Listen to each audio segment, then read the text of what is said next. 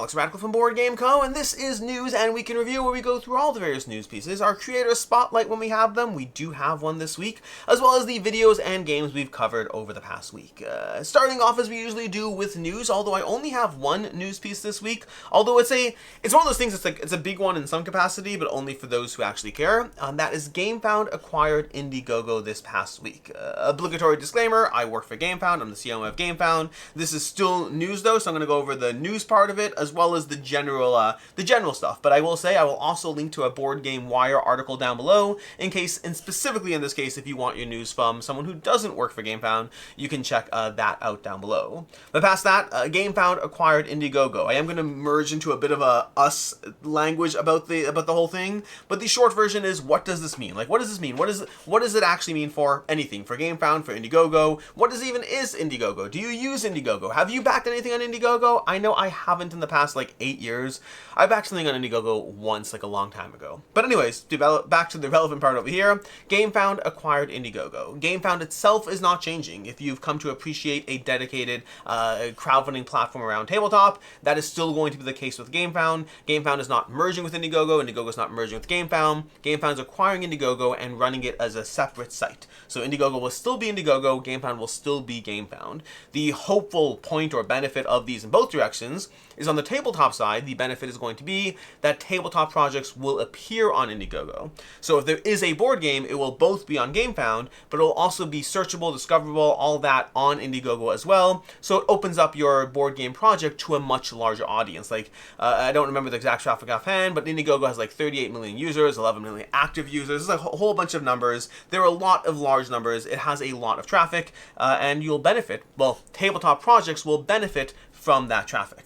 On the Indiegogo side, there's going to be a lot of changes as far as anything from the technology it's run on. It's going to be run on Gamefound technology going forward. And this is not happening right away. This is hopefully happening in October. So it's going to be running on Gamefound technology. They're going to be shifting to Gamefound pricing, which is a lot more consumer friendly in general. A lot more, well, I guess creator friendly, because that's the creator side of things. And then also a lot of other changes. I know I've seen a lot of people pushing back against how Indiegogo has a reputation for being a little bit more permissive on scams. And things like that will be changing as well. This is very much meant to be an improvement on both platforms. Gamefound, again, us on the Gamefound side, believe that we can make Indiegogo a significantly better place than it already is, and make it a lot more creator friendly in a lot of different ways, and audience friendly as well in a lot of different ways. So hopefully it is good news on both sides. Whether you're backing things for tabletop, hopefully it is greater exposure for creators, and if you're backing things for non-tabletop, hopefully it is a better platform, both in terms of technology as well as the policies and everything there that hopefully make it better.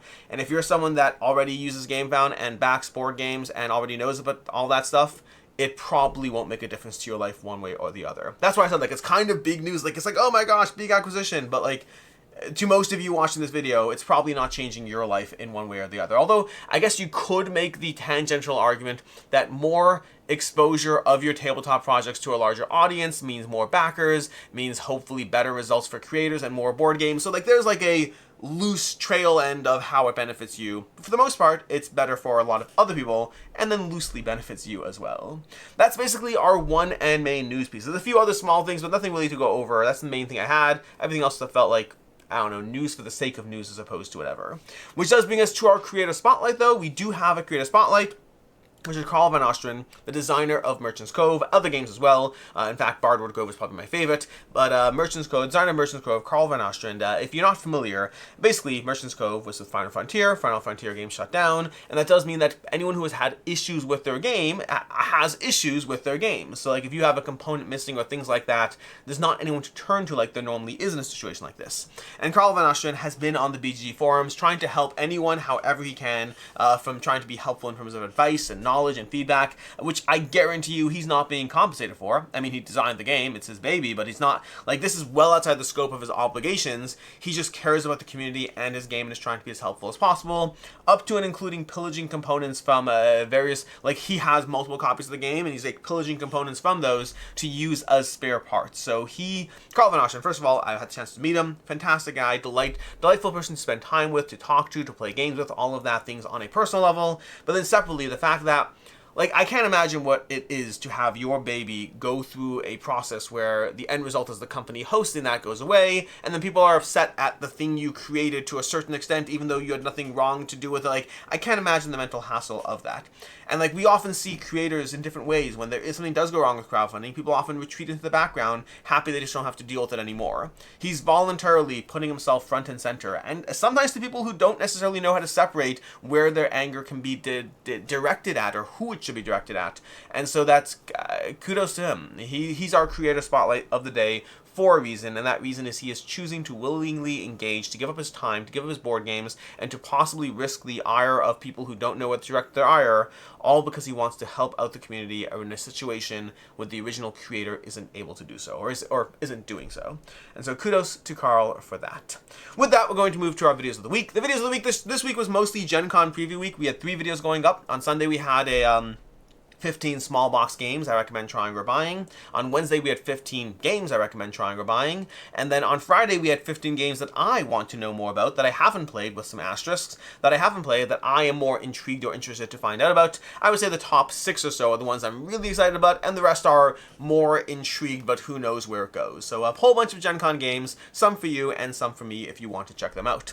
We also had a 2 back or not to back on Monday. This is our more like half 2 back or not to back. And again, I'm still trying to figure out exactly where I go with this, because it's something that I started doing this more like more casual to back, not to back, not really going through all the pledge levels, but talking about more from my own perspective of what I'm interested in, why I'm interested in, how I feel about things like that. And generally, the whole point of it was, while I am a little bit more crunched for time because of convention season, it's a way to both have to back not to back, but not putting in 10 hours every single Sunday to do so.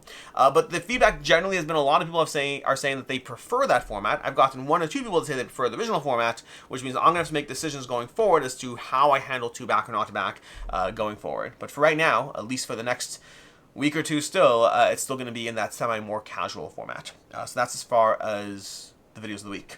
Which brings to the games we covered. The games we covered this week was pretty much all sponsored content, almost all. 5 of like the 6 were like sponsored content, which usually isn't the case. I aim for, on average, 1 or 2 sponsored videos a week, but I do find they clump up. So sometimes you'll have like 5 weeks without a single sponsored video. Well, maybe 5 weeks is a lot. You'll have like 3 weeks without a single sponsored video, but then sometimes, and I do think right about now is one of those times, you'll have a lot of sponsored content going up just because of the various deadlines of when crowdfunding campaigns are. And I always feel bad about that, because my goal is to have both. I want this channel to primarily be unsponsored content, and it still primarily is. Like, I mean, even this week, there's like 15 videos, and like 6 of them were sponsored content. But all the gameplay, all the dedicated game content, or almost all the dedicated content, was sponsored. So, sorry about that. It will even out on average, just sometimes things clump up. That said, as far as the videos this past week, Sail Legacy was an unsponsored video. That was for all play. It was, and if you already saw the Sail Legacy review and you're like, what do you mean there's a new one? There's a new one because I did a spoiler Sail Legacy review, because there were requests for that, so I did a review of Sail Legacy. It's a tentative 4 out of 5, based off of playing through roughly a quarter of the Legacy experience, which is around 9 games or so. So played a decent amount, excited to play more, a decent game. I liked it, not blown away, but definitely enjoyed it at the same time. A solid 4 out of 5. As far as the other games, these were all sponsored content. I will still give loose thoughts and opinions here, as I usually do, but always take them with a grain of salt. We have Age of Bitcoin. I thought Age of Bitcoin. So first of all, if you're someone who is like, oh my gosh, cryptocurrency, what's this doing over here?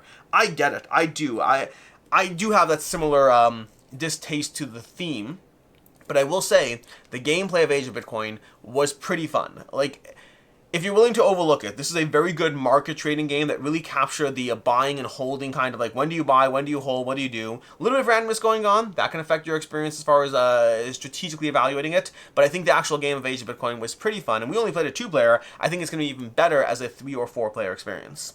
Vines is another one we did sponsor content for. This is a little tile laying game. It's light, it's fun, it does the job. It's not a bad game. Also wasn't wowed by it. You're placing little leaves out. There's a little bit of meanness to it and a little bit of building out your own thing. It was fine.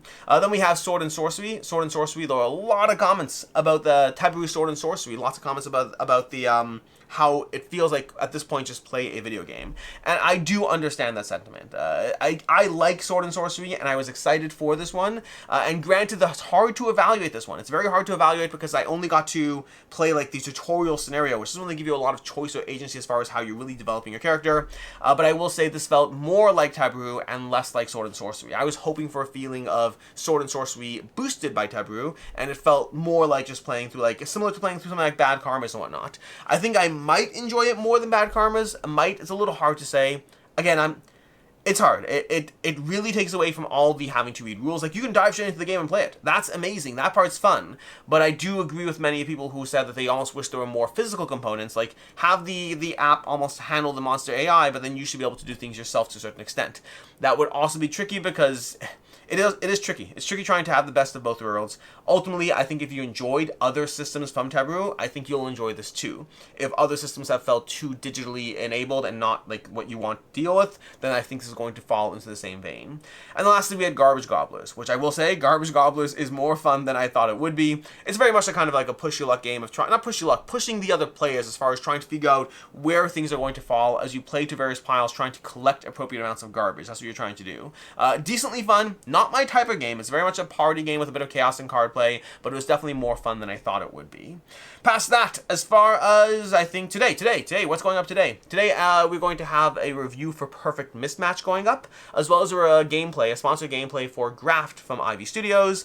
And then next week, we're going to have top 15 low cost per play games. These are my lowest. I think I said it was going up last week, but it didn't. Things got shifted. But it'll be my top 15 lowest cost per plays for games that cost $50 or more, as well as a bunch of what are we doing? We have a bunch of Gencon games. A bunch of Gencon games are going to be going up as well. What I mean by that is a variety of games that are going to be featured at Gencon. I'll be doing various review coverage from Railroad Tiles to Ink to a bunch of games that will be at Gencon. I will hopefully have pre-Gencon coverage up for you, so you can check them out.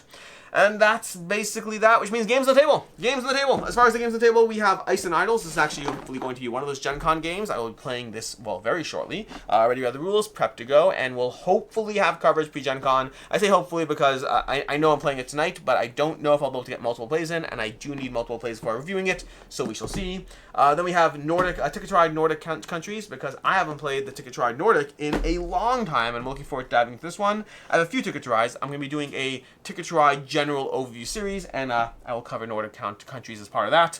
And then we also have these three games from Chip Theory as part of their kids line. We have Bear in Mind, Octograbo, and Woodland Rush. I read the rules for all three because they're really easy to dive into, and I hope to be playing them all very shortly.